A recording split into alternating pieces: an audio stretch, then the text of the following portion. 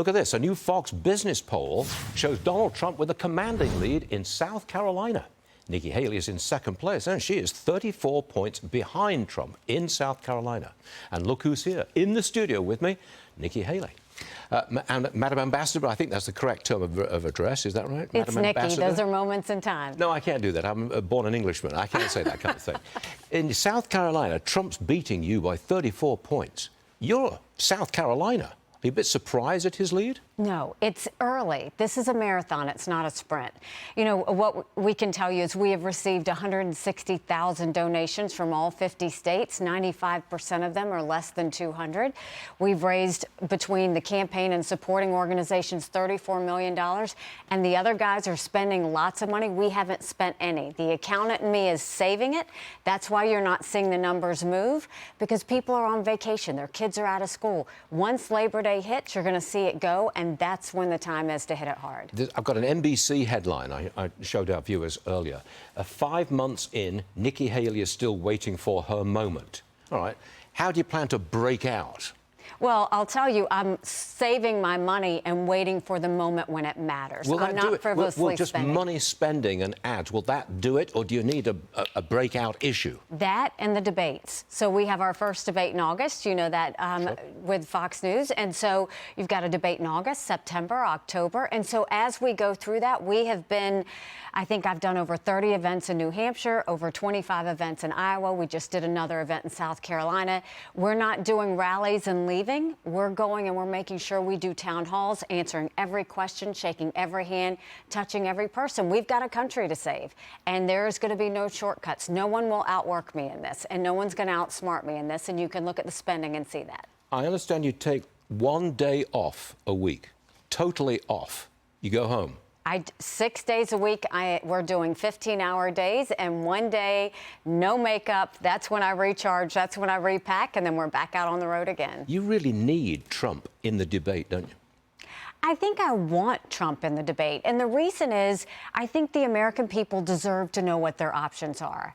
And really, it's offensive for a candidate to say they're not going to be on stage. You're basically trying to earn the support of the American people. You can't earn the support of the American people if you're absent. Okay. 2 questions. Number 1, do you have a climate plan? I think, first of all, we need to look at what has happened so far. You look at these green subsidies, what they're doing to our businesses, they're killing us. We should take an all-of-the-above approach when it comes to energy. No more going hat in hand to Saudi Arabia. No more getting dirty oil from Iran and Venezuela. This is about national security. It's also about bringing inflation down. Is it drill, baby, drill? I think that I was just on an oil rig in Texas. It's the most patriotic thing I've ever seen. But does that meet the demands of climate change? I mean, if extreme weather, if you believe that, extreme weather because of CO2 emissions, would pumping more oil be a climate plan?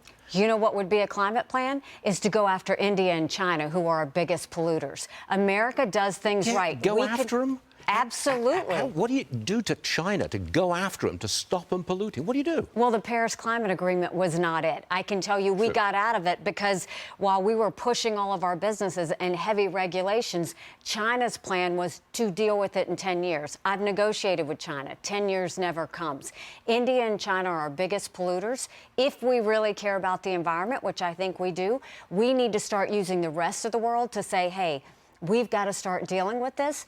China, India, it's time for you to do your part. Do you believe that China and India would sacrifice their economies in the name of climate change? I think that if the rest of the world told them it was time, they would have to do it. They don't like being called out. They know they have problems. We need to tell them that the rest of us are doing this. They can't be the only ones exempt. Climate change is real. We acknowledge that. But don't go after the good actors with the United States. Let's go after the actors that are really causing the problems in India and China. What else are you going to do with the China plan? Because I think you are the only Republican candidate who claims a China plan. Apart from confronting them over climate, what would you do to them? China is our #1 national security threat. We need to start treating them like that. First of all, no more allowing them to buy U.S. soil and get back what we've already taken. They're doing it near military installations. It's a threat.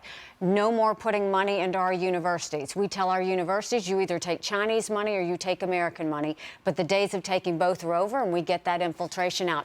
No more passing fentanyl across the border. They know exactly what they're doing when they send it. We need to make sure we deal with the cartels and we deal with China.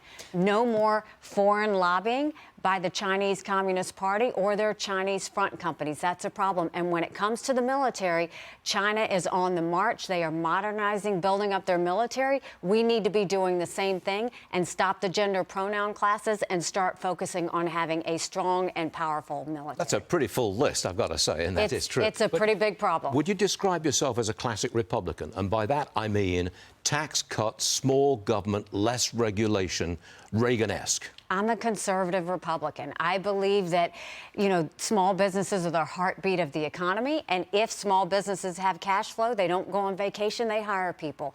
I believe that government needs to stay out of the way. I believe capitalism has been the one and only way to lift up people in the history of the world. We don't need to start into this socialism creep. And I think freedom rings. And I think we need to let that happen. I like that. I'm going to steal that. You're welcome to. Okay. Nikki Haley, thank you very much for being with us this morning. Oh, go to NikkiHaley.com and join us. Yes, get it in. I should have put it on the screen. Nikki, thank you very much indeed. Thank you. You so see, much. I came down. I said, Nikki, I can't believe I did that. I appreciate it. Thank you. Thanks for being here. Thank you.